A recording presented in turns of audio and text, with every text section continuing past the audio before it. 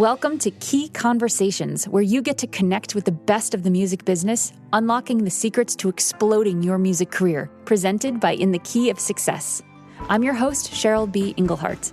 The conversations you're about to hear are between our special guest and participants of my MX4 course, the Marketing and Branding, Money-Making, Mentorship Mastermind for Musicians. They are singers, songwriters, composers, producers, and artists just like you, asking their burning questions of our experts while transforming their careers over 6 weeks. If you think this could be you, check out mx4course.com to schedule a free half-hour coaching call with me to see if we'd be a good fit. So, let's get started.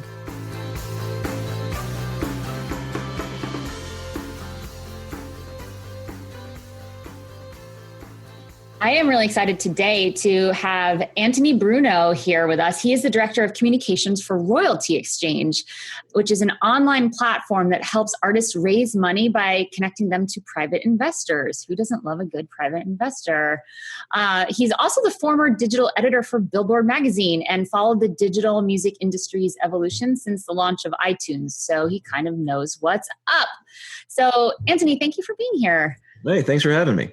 Yeah. So before I get into the questions that I know the musicians on the call have brought, which is exciting, I just wanted to sort of see what the evolution of your career looked like. Like, what are 3 highlights? I mean, to go from Billboard to then dealing with investors, that's kind of a jump. So, when you look back on the journey, what sticks out as turning points that you can share with us? I've certainly got a lot of those. So I was a journalist for 20 years, and at a certain period of time, I covered actually the wireless space, the mobile phone industry, basically. And so I came to the music business through Billboard at the time because then ringtones were basically going to save the music industry, right? Piracy was rampant. No one was buying music, but they were buying ringtones. So they hired me to basically navigate that space for the music industry. And then I slowly started gathering anything digital related. So video games, video, downloads, streaming, anything digital, anything new, anything that no one knew anything about became my beat. And that beat became the future of the music business. So that was, those are probably 2 big highlights. And then when I left, to basically start consulting and working with a number of different digital music services. Highlights there would be I consulted with Beats Music when it launched before it was acquired by Apple. And I worked for a good 3.5 years with a digital music retailer here in Denver, actually called Beatport, which is a dance music specialty retailer. And that was fascinating. And then when that went under, they didn't go under, but when they laid everybody off, basically, I was back to consulting again and found the folks that are running this company. And what I really like about it is that it's in the 10 some years that I've been in the music business, it's the most unique thing I think I've ever seen.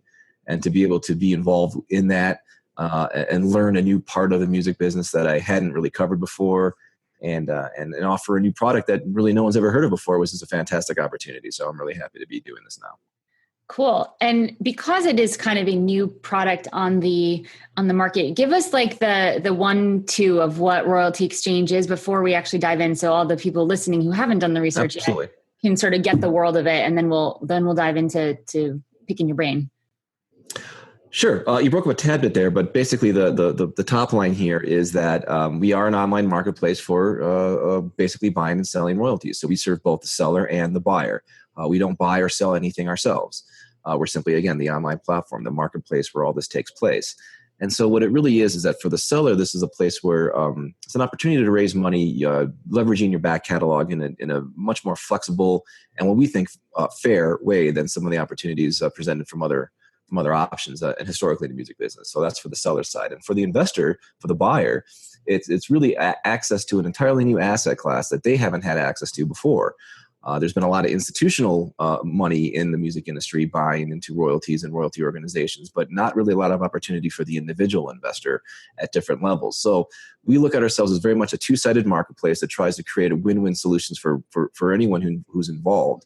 And our job is to basically ensure that both sides' needs and concerns are met in a way that helps everyone and is not lopsided towards one or the other. Cool. So when it comes down to an indie musician, it literally looks like, hey, I have music. Someone can buy this and benefit if the music gets placements or, Sure. do I let go of it forever? What does that look like? Right. So basically what this is we focus on sales. So if you're an artist of any kind that's earning royalties of any kind, that has some history there that can be evaluated, we allow you to sell a portion of those royalties to a private investor for a one-time lump sum payment that does not have to be recouped or reimbursed or anything like that. It's not an advance. It is a sale. But you're not giving up your complete stake in your royalties. You're not giving up your copyrights. You're simply selling a portion of your revenue stream for an upfront lump sum payment, basically. It's very similar to how a company might go public. When companies are earning revenues and they want to take on investors, they sell a slice of that company. When the companies go public, you're not buying all of it. They only make like maybe whatever a certain percentage of their company available to stakeholders. So that gets made available to those investors. They buy it. The company takes that money and reinvest it into the business, and it helps them grow faster than they could if they were just relying on their ongoing revenues alone.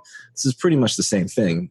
Right now, it's basically one really big share, so the one really big shareholder, but it's still the same idea, is that you're able to diversify a little bit of your risk, take money out of your revenues upfront immediately that you can put to immediate use, reinvest in your career, in your business, or whatever else it is that you want to raise money for, and do so in a way that has no strings attached and gives up no control. These investors do not want to give you notes on your music or tell you how to place it or whatever. These are silent partners. Mm-hmm. These are people who are simply looking for to participate in the earnings of your royalty stream at whatever percent you want to make that available. So it could be 10% of a song, 20% of a catalog, 50% of just your ASCAP, 10% of your mechanicals. I mean, it's incredibly flexible just based on what it is you want to do. Very cool. Awesome. All right. I think that's a pretty good summary right there, the laser version too. So let's start. We'll go around in a circle. These are all musicians, real life musicians who are participating in my MX4 course, and they have prepared some questions for you. So I'll just sort of go around in a circle until we run out of time, and then I'll just call it. Right. Gary, do you have any questions for Antony? Sure, I'll start. Hi, Antony. Hello. Thank you very much, first off. And I have a question about the sync field and everything, and if there are any complications with this, with giving up part of your royalties in the aspect of still maintaining your one-stop deals. Are you giving, is there any kind of, how can I say this, like an administrative right to license that they are getting a portion of? That's not something we've come across. We have done sync deals before. If you're familiar with a platform called MusicBed, for instance, we've worked with some artists on that platform who basically have sold a percentage of their royalties for certain songs that they have available for license on MusicBed. And we haven't had any of these administrative issues that you're mentioning come up. It's been a pretty straightforward process. Some of the, that's just on MusicBed, of course. Some of the other ones that have come up, it's usually administered by a certain party that we work with after the sale to then direct whatever portion that's been sold to go to the new ownership. So as long as there's an entity that's currently collecting those sync royalties and distributing them as needed, we just basically are able to add the name and information of a new owner to that right that they then have to distribute to, and it seems to be very straightforward so far. Okay, but they're not having any kind of say so in the acceptance or denial of a sync deal. They're not considered an administrator of that right to license. Not at all. They're not out there pitching your song or anything like that. I don't think they don't want to. These are investors who are seeking passive income. Okay. They are not looking to play Joe Hollywood. They want to simply, I have money. I want to invest my money in a way that's going to earn more money, and I'm going to do that and then do my other things in my life. They are not actively hands-on trying to get involved in any of these types of things. Now, there's always a possibility that someone might want to help the catalog a little bit more, and they get interested in how that might work. And we've not really received any requests for that yet. But if so, I'm sure we could always consult with the seller to find out what the options might be. But really, the vast majority of the folks that we have like 17,000 investors registered on our platform, and almost to a one, they're not interested in being actively involved in this type of stuff. Okay, so we don't have to consider them even in the contract or anything. When we get contacted for a sync licensing deal, they don't have to get permission from them to release the song or anything like that. When we structure the deals that are on our platform, the seller, both the seller and the buyer knows exactly what their parameters of involvement and what their rights to anything are before it even appears on the site. Gotcha. Thank you. Good question. I love it. Rudy, do you have a question for Antony? Yes. Hi, Antony. Thank you so much for your time. I had a few questions regarding, because I need to make to get some investment for marketing and promotion. But from what you're saying, I understand that it doesn't matter for what do you need it. You will just get the investment, right? You get a check. And what you do with that, we have no idea. Right. That's up to you, right? Right. Now, I will say that, to work with us, you or anyone has to have some history of royalty earnings for this to be an option, basically. I mean, if you're just starting out and you're not currently collecting any royalty checks, anything lower than $2,500 a year, basically, most likely we're not going to be a place for you to have an option, because our investors, they evaluate the assets, the royalties on our platform, like they would any other stock or any other investment in front of them. They look at a history of how it's earned and what the trends are. Then they make a determination to, on how much they want to pay for that based on that history. And without a history, there's really nothing for them to evaluate. So that's the one caveat that I want to make clear. Right. So how would you suggest me to get investors for a brand new music project? Like, I need to build a history?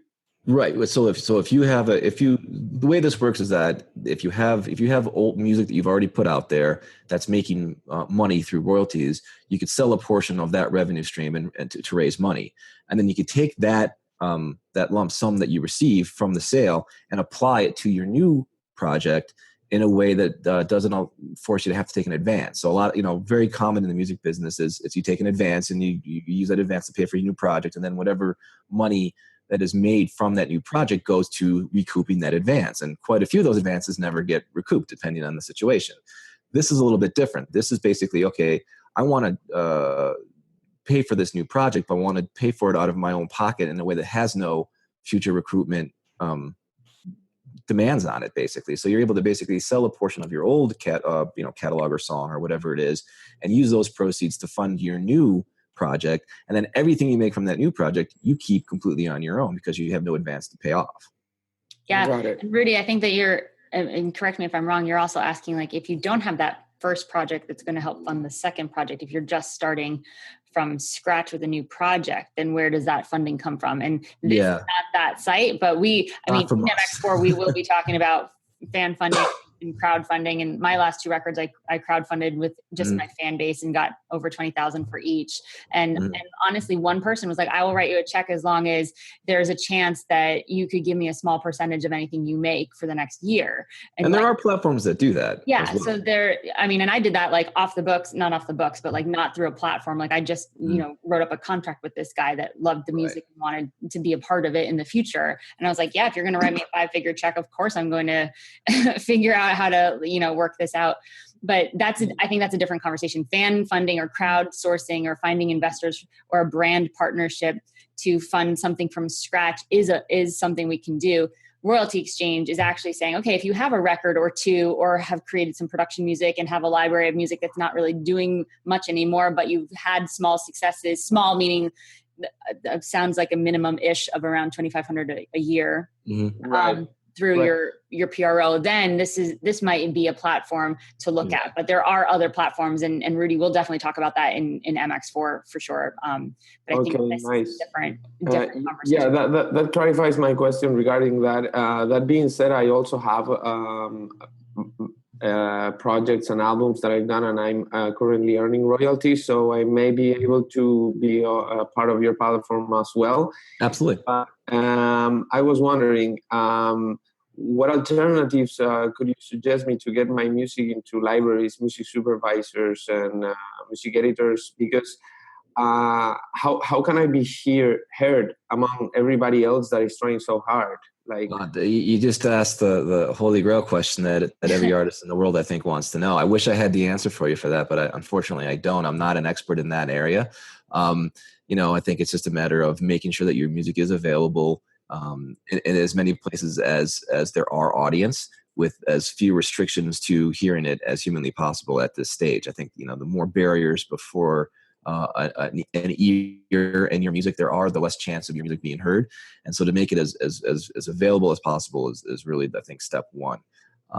But I hesitate to get too much into detail, because this really isn't my area that right. I can speak to. Yeah.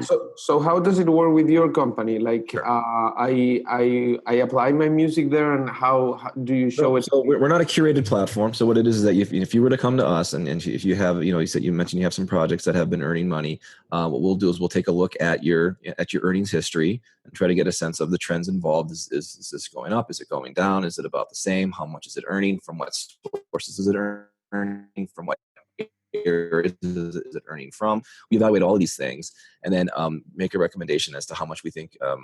You set the price for how much you want to sell it for, but we react as sort of a real estate agent, basically, in a way that we might be able to provide some comparables to other catalogs that are similar to yours, and say, this is what this has sold on our platform for in the past, and here's what we recommend you maybe try to do, that sort of thing. And then once we come to an agreement, what happens is you place the royalty for sale on our platform, and you pick what we call a reserve price. It's basically the minimum price that you'll accept for someone to buy this. Once that appears on our site, it's there, it's public. We notify all of the investors who have registered on our platform to be notified when these things become available. We let them know it's there. We tell a little story about it. Here's what's interesting about it. Here's how it makes money. Here's how you earn money if you were to buy this, so on. Once there's a bid, once someone meets that first reserve price that you've set, it then goes to a live auction, and those typically last for 3 days, sometimes as long as 5 days, depending on the situation. The bidders can bid as much as they want. There can be new bidders coming in, and so on. It just goes on for the length of that auction, and then once it's over, the winning bidder, basically gets the royalty, and it usually. We like to watch the bids go up, and you can set the increment by the minimum bid increments and that sort of thing. All of that's under your control. And then once it's sold, we handle all the paperwork to transfer ownership to the new buyer, to transfer the funds for the auction to yourself, and everyone goes their separate ways. Got it. Cool. Great questions, Rudy. Let's go to Mark. Do you have any questions here? Make sure to unmute yourself. Yeah, there we go. Hey, hi, Anthony. Thank you so much for doing this. Oh, no problem. Thank you. I just a couple of questions. Sure. You said you specifically talked about the buyer not being Joe Hollywood. So my question is, how does this get? Is this solely numbers based? I mean, when a potential buyer is looking, they're strictly looking at numbers. They're not looking at content, right? Well, I would say the numbers come first, but to be honest, I mean, these are mostly high net worth individuals that have a number of investments in a number of places, and these guys get together, cocktail parties or whatever they hang out at, and they talk about their investments all day. I mean, one guy might be talking about how he owns a stake in a company that makes thermometers for refrigerators. Guy owns a municipal bond, and then suddenly someone says, I want a piece of a Kanye West song, and then suddenly the record stops and everyone pays a little more attention. So there's definitely a marquee, sexy value in this asset that people do look for, without a doubt. And in certain cases, depending on the content itself, they want to be able to buy something that they can brag about, not going to feel embarrassed by. Right. So the content itself, there are some times where that might be a factor, both good and bad. In fact, this is a fun story. We had this one asset went for actually quite a bit more than I think anyone expected. It was there's a country band, I believe they're called Love and Theft. And one of the songwriters behind some of the songs basically did an auction on our platform. And one of our investors, as it so happens, his daughter is a big fan of the band. She got engaged at the band's concert. She was proposed to at that band's concert at one point in the past. So he saw that this was available. He did not give up the bidding process. He won that auction, and his plan now is to give that royalty to his daughter and her new husband at their wedding later this year as a present. So then they will now own not only the royalty income that asset earns, but they can say, I own a piece of a Love and Theft song, and it's my favorite band. So there is definitely an emotional component to this stuff, but that is not going to outweigh the numbers. The numbers have to be there for the emotion to really play a role. And I get emotional when I get a lot of money. Yeah. I mean, I get it. That's fine. Exactly. So you know, that's there. That is part of it. But they're not gonna. It's not like they're betting that. Okay, hey, you know what? I really like this song, and I think it's gonna be popular, so therefore I'm gonna buy it. Next, I think that's not really the case. It's more what's it earned before. What do I think it'll continue to earn going forward? Gotcha. Okay. The other question is, I'm at the moment presented with two opportunities with music supervisors where the way they work, they're independent music supervisors. So they'll be working on, you know, a Netflix show or whatever it is. And they'll say, I can totally place your song, but here's the deal. I want a piece of the publishing. So what you end up doing is you take that song, let's say it's called, you know, Joe Takes Lunch. And what you do to split the publishing is you make a version of it for publishing purposes called Joe Takes a Great Lunch. So now it's a separate version and you split the publishing with this music supervisor. Well, my question is, if in cases like that, does that complicate working with Royalty Exchange in terms of now you've got a music supervisor who actually owns part of the publishing, and how does that, is it just ending up that Royalty Exchange is dealing with whatever part of the publishing I actually own? Exactly. So we're working with you.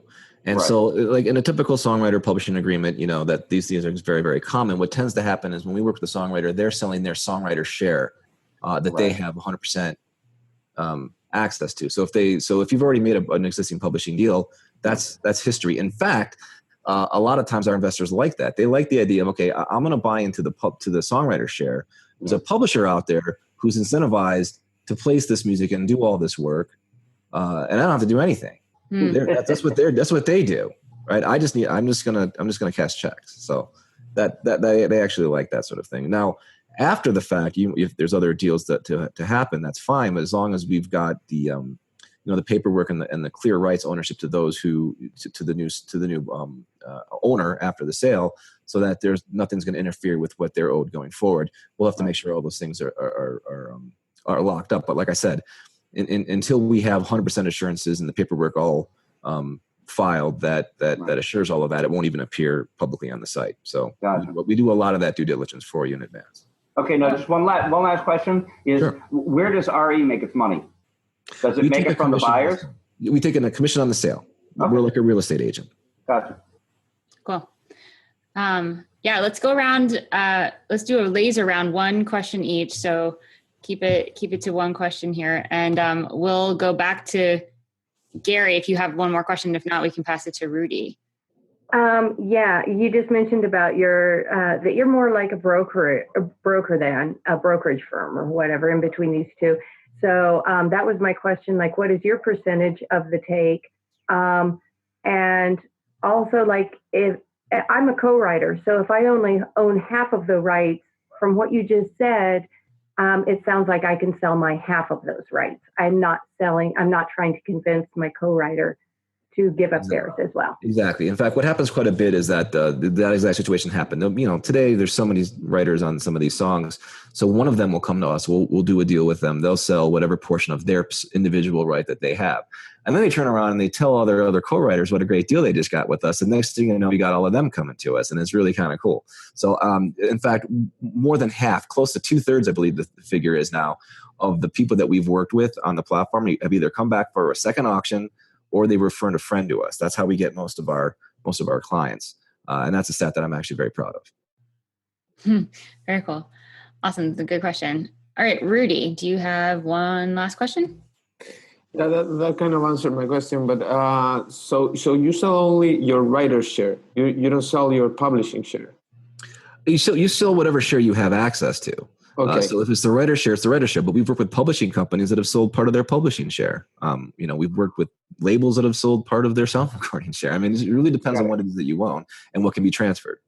And how do you apply to this? Is everything online? You do everything online? You submit? Yeah. So if anyone's interested in learning more, you basically can go to www.royaltyexchange.com. And there's a big get started button that allows you to sign up, and it's just real basics and a name, email, some very basic information.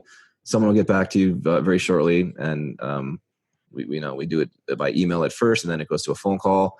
And I believe Cheryl could probably tell you that we go through quite a bit with you once we get on the phone with you. We literally need to see statements. We do a large evaluation call.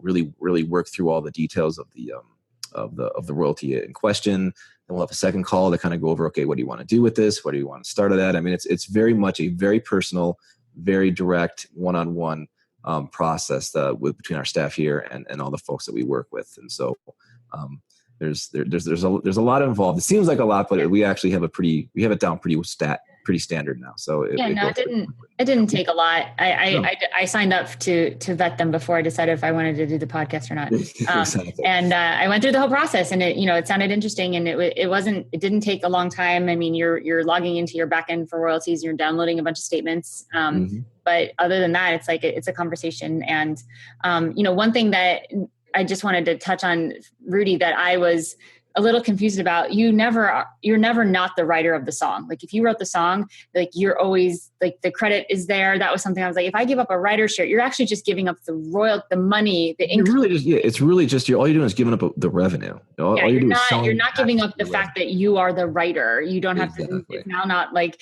you wrote the song and now they say they wrote it. It's not. You're not giving up that. You cannot give up the copyright, so you still technically own it. You're literally just saying, hey, when the money comes into me for having written this, you actually get the money.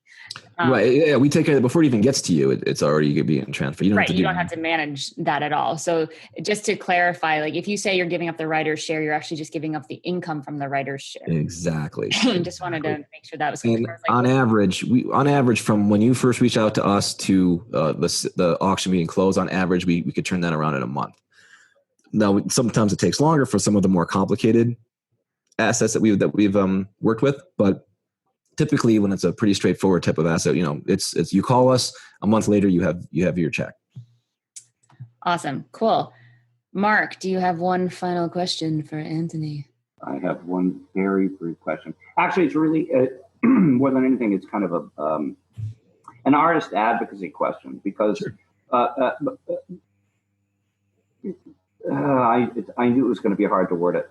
So you have a song that means something to you, and you have some revenue coming from it, and you come to this point where you're basically coming up and saying, you're selling your rights to the song essentially for a lump sum, and that's in perpetuity, I'm assuming. So Yes. So now, when you folks work with an artist, or a writer or whoever it is, an investor, do you consider yourselves advocates for the artist or for the buyer, or you're simply a middle person? That's a good question. We are the middle person. We consider ourselves the advocate for both sides. Mm-hmm. We want to help you as the artist get the best deal possible. But we also want to make sure that the buyer is getting a fair deal as well. I mean, a marketplace only works if both sides are fairly treated and fairly compensated. Okay. Right. If it's lopsided, it dies. All right. And what you see is that a true market, a free market that serves both sides in this way and that is healthy, ultimately creates more value for everybody involved. And you can take that from music to stock, anywhere. Like free, that's how a free market works. And the problem in the music industry is that's not existed before. Yeah. Right. Royalty deals typically have not served those selling very well.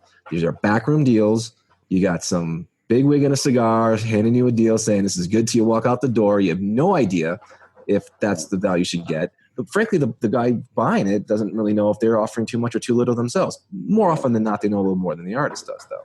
This is a 100% transparent, competitive, free market. Every auction that we've ever conducted is available to this day to see on our site. You can look back all the way through every auction we've had in the last year plus. So you can see what the last 12 months earnings were. You can see what the opening price was. You can see what the closing price was, the number of bidders, everything. It's all there. It's all fully transparent. And that's really something that we wanted to bring to the music industry, is introduce competition and transparency to the royalty transaction business where it historically has not existed before. We really think that a liquid marketplace for royalty assets will absolutely create value for everyone. I'm sorry I'm babbling on this one, but it's a core part of why we do this. It's very close to our rationale for entering this space, because it really is ripe for disruption and in a positive and a good way for a change in the music business. And that's the idea. So as an artist advocate, I'd say that there's a lot of people out there. The royalty business has been a very shady business for a very long time. We have to kind of confront that a lot when people first hear about us, because there are a lot of bad actors out there trying to buy royalties or provide advances in some cases on royalties in ways that I don't think necessarily benefit artists at all. And so again, by introducing a competitive and transparent marketplace, we think we're able to really shed light on a lot of those places in a way that will help people in the long run. So this is all super interesting to me, and I think it's a really interesting space to be in. I am wondering, for the artists out there that are making money, but not necessarily in royalties, which is generally airplay and licensing and whatnot, if they have a stream of income from CD sales and merch and tour, is that an income stream that is interesting to investors, or is that not part of this platform? Potentially. I mean, CD sales, I think, absolutely still earn royalties. So there's that. Merch and touring, that's not something that we've been involved with yet. I don't want to rule it out. I don't really have the answer to that because it hasn't come up yet.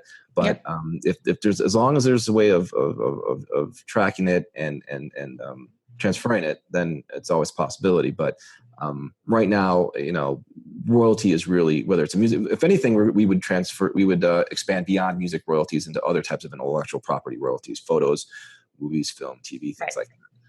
Cool. Very cool. Antony, thank you so much for your time. Is there anything else you want to add that we didn't touch on or didn't ask you that you want to share? There's so much, but I don't want to ruin your format. So I think this has been great. This is your format. This is your heart out. I want to make sure. Well, I'm glad you guys had us on here. I mean, we're always happy to answer any questions. Feel free. Anyone could always send us an email, give us a call. Our website has there's the Raise Money tab on our website that's basically created for the artists that are interested. We have a lot of guides and resources available there to read up on, not just about us, but in terms of how to kind of evaluate royalties, what to look out for from other royalty deals. We try to do a lot of education. I go to a lot of shows. I do a lot of panels. We have a blog that I write to, pretty regularly. So, we're definitely there to try to answer any questions you might have. And so we're very open to taking anything that can't be fit into this format today. All right. Well, thank you so much for your time. I really appreciate it. Thank you. Next week, we have a special treat. I'm not going to say anything else beyond that, so just stay tuned.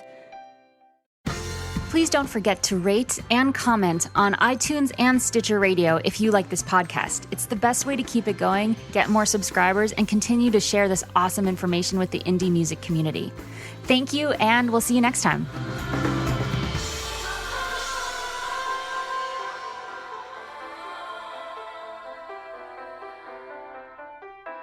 All of the music on this podcast was provided by yours truly. The theme song is called Inevitably, and it was written with Cameron Ernst and produced by Joey Auk. If you're interested to find out more about my own composing and songwriting projects, go to cbemusic.com. If you're a musician looking to really get some results that you're psyched about in your music career, then head to inthekeyofsuccess.com, where I've created a bunch of different kinds of resources just for you. Key Conversations is sponsored in part by Bandzoogle. They make it easy to build a beautiful website for your music. Their step-by-step system gets you online in minutes, and you can choose from hundreds of mobile-friendly themes and customize them with their easy point-and-click editor. All the features you could possibly imagine for a professional website are built in. So, because you are a Key Conversations podcast listener, you get a special 3-month free trial just for you. Go to www.inthekeyofsuccess.com/resources and click on the Bandzoogle logo to access your free extended trial.